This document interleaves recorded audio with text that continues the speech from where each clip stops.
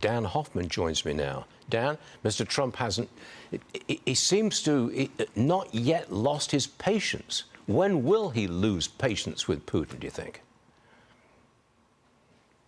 I don't know, Stuart. President Trump rolled out the red carpet in Alaska. He's offered Putin an off-ramp and a commercial reset for Russia with Europe and the United States. And Putin has remained focused on his strategic objective of overthrowing the democratically elected government of Ukraine, and has increased the intensity of Russia's barbaric strikes, missile and drone strikes on Ukrainian civilians. So I think the question for the U.S. government is, are the secondary sanctions enough, given the fact that Russia is now highly dependent upon China and India for the export of their hydrocarbons? Would our secondary sanctions really destroy Russia's economy?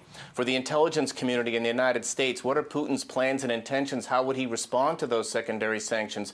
And should we increase the input of military assistance to Ukraine so they can better defend themselves and continue to make this war a loser for Vladimir Putin? Why is President Trump delaying so long with secondary sanctions?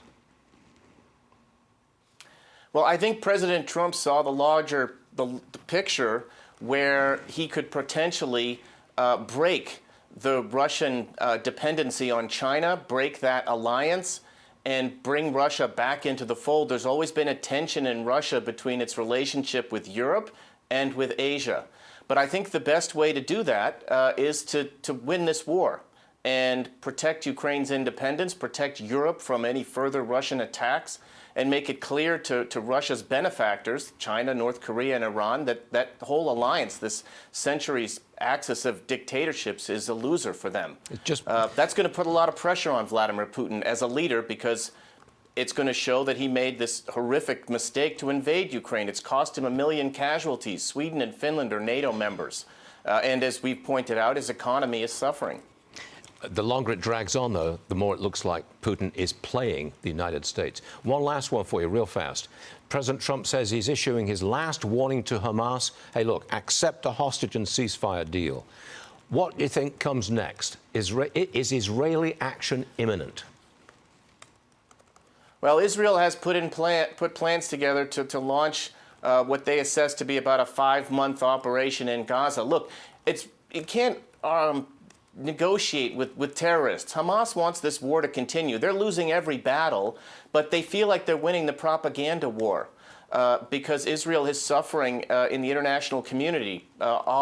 We've got France and Germany and Australia looking to recognize a Palestinian state at the upcoming UN General Assembly. The more violence in Gaza, frankly, the better for Hamas. And I don't know that they ever had any intention of releasing the hostages. But that's the challenge you face when you're dealing with a terrorist group on your border. Yes, indeed. Dan Hoffman, thanks for being here.